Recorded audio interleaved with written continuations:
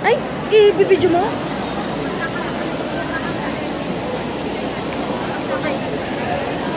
Thank you, Madam Sir.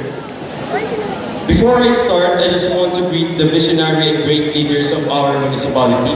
Though they're not here, I know that they are one with our celebration of the achievements and hardships of my fellow completers. To our ever supportive and intelligent Principal 4 of Juan G Macaraeg National High School, Ma'am Feli Serwan, to the equally intelligent assistant principal of our school, Ma'am Annalyn Bahet, to our guest of honor and speaker, Ma'am Victoria Ginawa Kiawit Rapete, to the head teachers, to the loving and again, intelligent teaching and non-teaching staff of Juan G Macaraeg National High School, to my fellow completers, parents, guests, ladies and gentlemen, good morning. For those who didn't know me, I am Winxin Collado. To my fellow completers, we share junior high school together. I can say that this is a great pressure right now. No rubrics to follow, no performance task scores to mind, no competitors to watch for.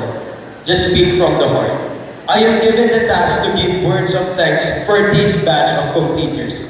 I stand and speak here not as one, but for the 610 completers this year. But forgive me if I have failed to speak for all, or if I have injected my personal experiences into this. Because I believe that my struggles are also their struggles, my hardships reflect those of their hardships, and my achievements are also their achievements. Seeing each one of you right now finally reaping the fruit of our labor is one of the most satisfying things I have seen.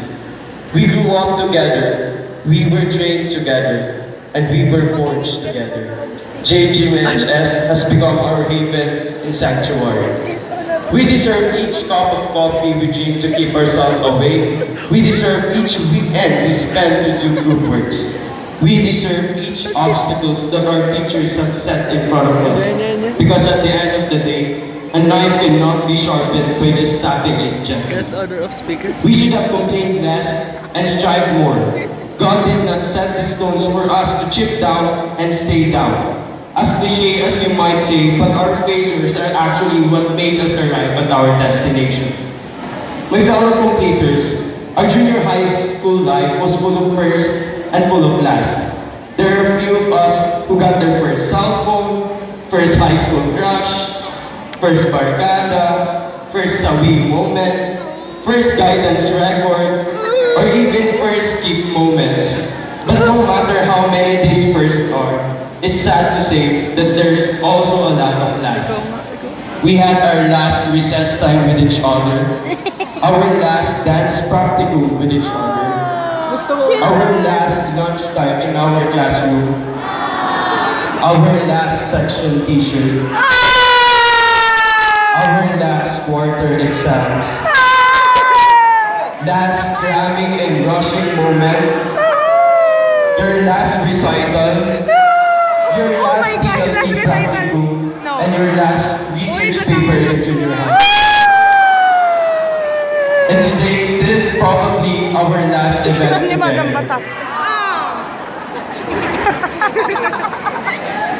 Today, I would also like to commend my fellow student leaders. You have my respect. Indeed, it is a challenge, stepping up to lead our fellow students and end up being tired but fulfilled. Every time we sacrifice, we do it for our school. We are made stronger and bolder by Juan G Macaraeg National High School. Buti na lang, waterproof. I would also like to take this opportunity to thank all of the advisors of all organizations for caring and nurturing these student leaders.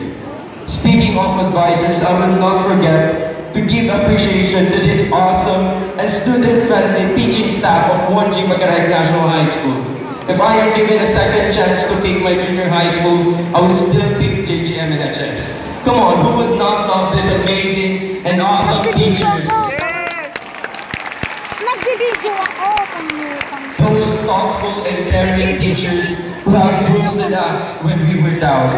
Those teachers who gave us obstacles for us to trip down and stand up. Those teachers who became our friends. Those teachers who others might call strict, but still with a golden heart. those teachers who extended their duties and exceeded what teachers are supposed to do. A huge, huge thank you. I may not have a chance to mention all of you one by one, but in behalf of all completers, I would like to thank you collectively. To the TLE and HE teachers, thank you for nurturing the skills of our students. I may not have a chance to become your student, but from the testimonies of my fellow completers who have undergone your program, I am certain that you have did a job well done. On behalf of all the regular class, I am extending their utmost gratitude to you.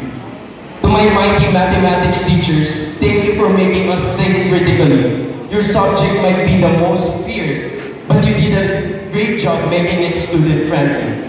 Thank you for adding fun, subtracting our fear, and multiplying our love for learning. Sa ating mga magigiting na guro sa kagawaran ng Pilipino, maraming salamat po sa pag-aatid ninyo ng kaalaman sa amin patungkol sa ating wikang pambansa. Hindi po namin makakalimutan ang mga pabahong niyong aral sa bawat kwento at sa mga kakayahang aming natuklas dahil sa mga praktiko. Buong puso po akong nagpapasalamat sa inyong pagpapayabo ng ating sariling wika. Sa ating mga mababait na guro sa ESP, buong puso rin po kami nagpapasalamat sa inyong walang sawang paghubog ng aming mga pagkatao. Walang saysay ang aming talino kung hindi niyo po kami hinubog bilang mga estudyanteng may respeto at disiplina.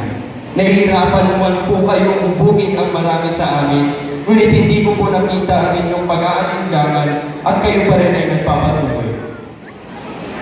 To the enthusiastic English teachers, your commitment in making competent users of the English language in the 21st century continues to amaze me.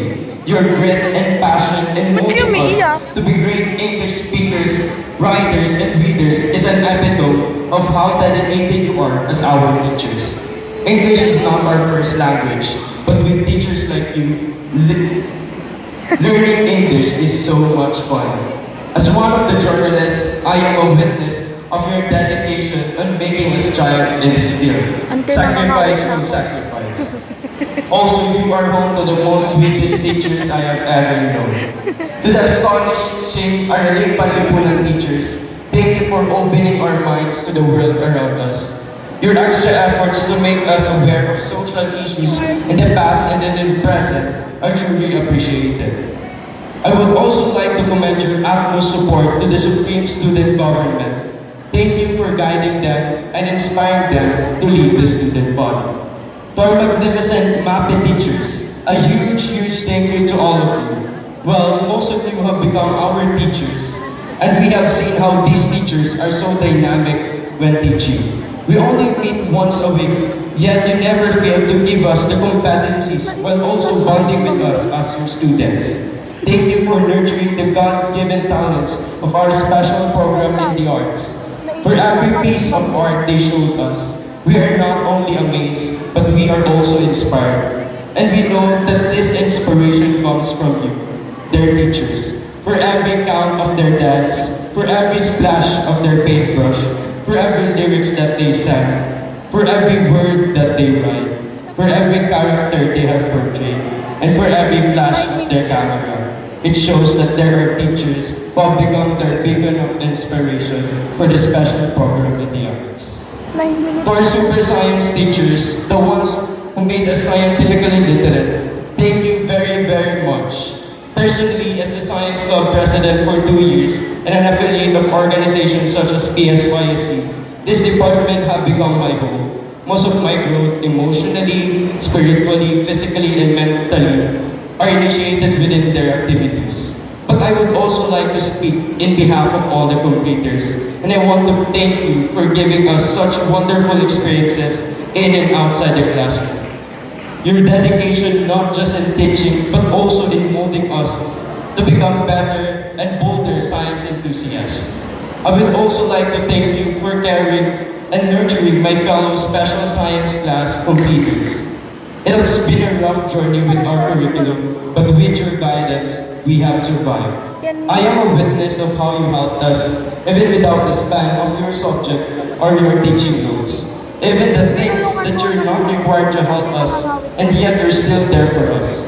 We always felt your care and your love for us, and we, the silver batch of the special science class, assure you that we will not disappoint you and we will carry all of the things that you have bestowed upon us. Also, to the senior high school teachers, our only message is to take care of those who will stay and continue the competitiveness and strength of Juan G. Macaraeg National High School. From the grade 10 Einstein, Tayo. grade 10 SSC Einstein, Socrates, May video pala. Descartes, Celerio, Archimedes, Ptolemy, Copernicus, Erasmus, Aquinas, Confucius, and Thales.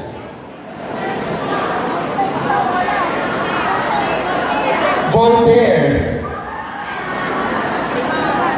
Plato. Plato, and Plato, sorry, Pascal. and Pascal, Erasmus. My fellow completers, it is time. In 1, 2, 3. Thank you, teachers. We love you. Whoa! As completers, you may now sit down, my fellow completers. As completers, we will leave our final abakada. Aalis kaming puno ng kaalaman. Babalik kaming hitik pa rin ng bunga. Kakayanin namin dahil ang aming mga naging guro ay dakila. Bakada.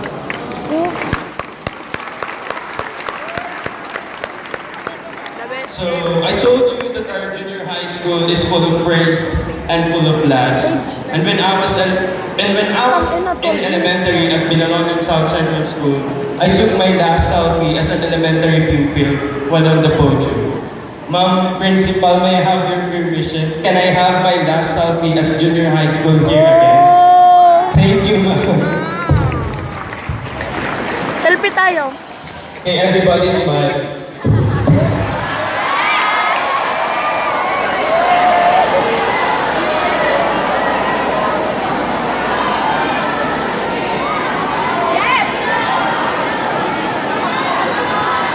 What?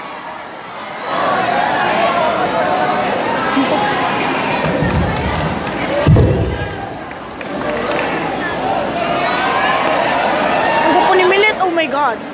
Oh my God. May mga naka 2 joints doon. 2 joints.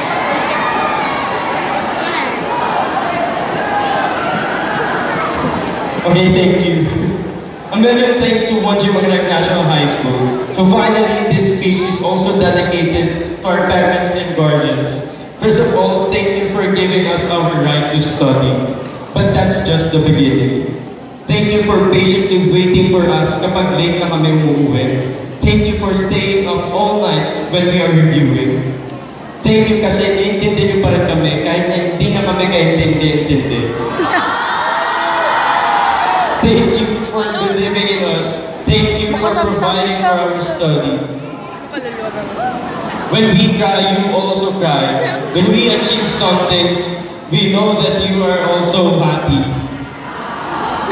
And I just want to grab this golden opportunity to also thank my mother, Novelita Collado, and my father, Ramonte Collado. Even though my father is not able to come here today because he is an OFW. And I know that most of the parents of my fellow completers are also OFW. Saludo po kami sa inyo, even though you are far away from us. Kaya niyo pa rin po kaming palakihin as your son and daughter. Malaking saludo po sa inyo, aming mga magulang.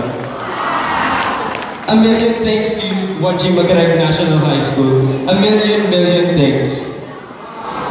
So no matter where these completers go, they may be to mansions, tuitions, they may go to other universities, or they may continue their senior high school here at Juan G. Macaraeg National High School. But I believe there is still the blood of a true Juanginian.